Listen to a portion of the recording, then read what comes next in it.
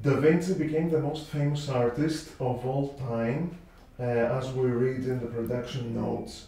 Isn't this a young actor's ambition too? Mm.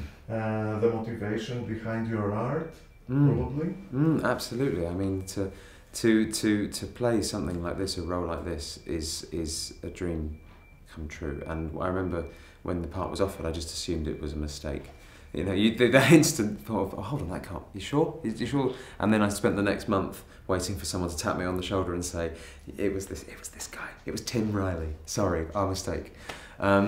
So yeah, it's to be able to play someone who understands, who is so artistically, creatively minded, who's so free, so determined to experience. Just determined to be as liberated in his thinking as possible is very liberating in turn as an actor. The casting of Da Vinci's Demons is mainly British. Mm-hmm. Why do you think that the Americans are so fascinated with British actors? Well, actually, there's Armenians, there's Icelandics, there's Italians, there's Greek actors in it. But fortunately for us, there is a genre convention in period drama that everyone has an English accent, which is fantastic for English actors because it means we keep getting jobs. But before, maybe 1700, everyone spoke in an English accent, apparently, which is great. It works for the show, but also because it's a unifying world. So as long as everyone has the same neutral accent, then it seems to work. I think if we all spoke in bad Italian accents, it would be, very awkward to watch. And probably moving from London to Wales to film was easier and kind of strange in a way. Very strange. Almost all British cast filming in Wales. I know. The good thing about that is that I could go home at the weekends. We do 5-day weeks. But what's funny is that we drove out to Vinci yesterday, just outside of Florence, and the landscape's surprisingly similar. When we found out we were shooting in Wales, everyone went, oh, okay. And then we saw the landscape and thought, well, that looks beautiful, but I don't know if it's Italian. And then we went out and saw Vinci yesterday, and it's bizarrely close, very similar. Even though the series is better described as a historical fantasy, you did a serious research on your hero, I guess. Could you name a few things that you discovered about him that made you respect him more? Yeah, well, I think one of the key moments for me was I went to his anatomy exhibition at the Queen's Rooms in Buckingham Palace in England, and I didn't know he was an anatomist. I knew he was a painter, an architect, painter and engineer, an inventor, a free thinker, but I didn't know that he would have corpses dug up and dissect them. And inject wax into their veins in order to keep them solid, so he could cut through them. And I just didn't know. And having been through these 40, 50 diagrams that were there was a bit at the end that said if anyone had ever published these, they were never published. But if they had been, he would have been the most important anatomist that ever lived. And as it was, that's just his hobby. That was just a side note to everything else. People don't even know that about him. And that was when I became slightly overwhelmed by it. The rumors about the portrayal of Da Vinci's sexuality are out already. Were you familiar with this from the beginning while reading the script?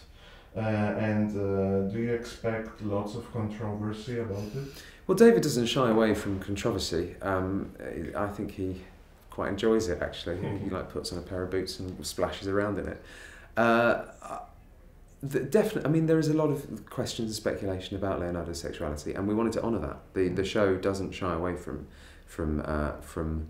that side of his personality, and it was certainly something that I was adamant remained in. I think there's hints even as early as the pilot that Leonardo's interest is in the human form, not one particular gender.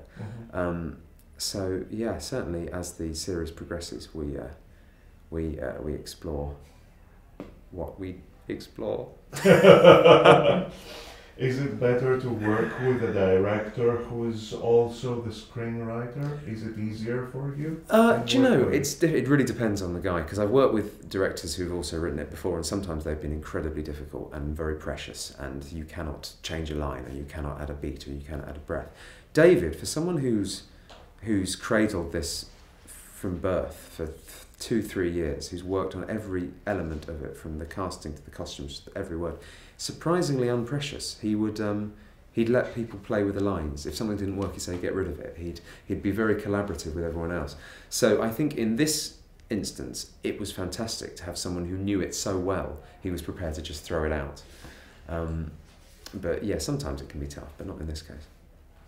During the 40s and the 50s, television has been the greatest enemy of cinema, especially in the States. Do you feel that we are back on these days? Like a déjà vu? I think we're in a very strange place for television at the moment. It's suddenly become democratised in a way that no one predicted. I remember 5-6 years ago people were saying television's dead. The fact the internet exists means no one sits down at the same time every night anymore. People are out, people record things and then go back and watch them again. But all that's done has encouraged people to change the way they produce television.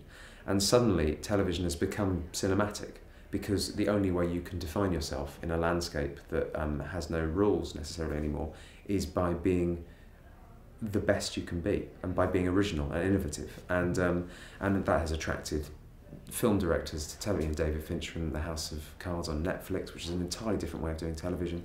The zeitgeist that happened at HBO with The Sopranos, and I think now, I'm not sure they're enemies. I think they're feeding each other in a way that they haven't before. It's proving to be a honing ground for actors and directors' crafts, and it's who can then make the leap to cinema, and people who feel they can't tell long enough stories within the confines of a cinematic running time can tell longer story arcs in television. So I feel like we're in a place where they're holding hands at last. Okay.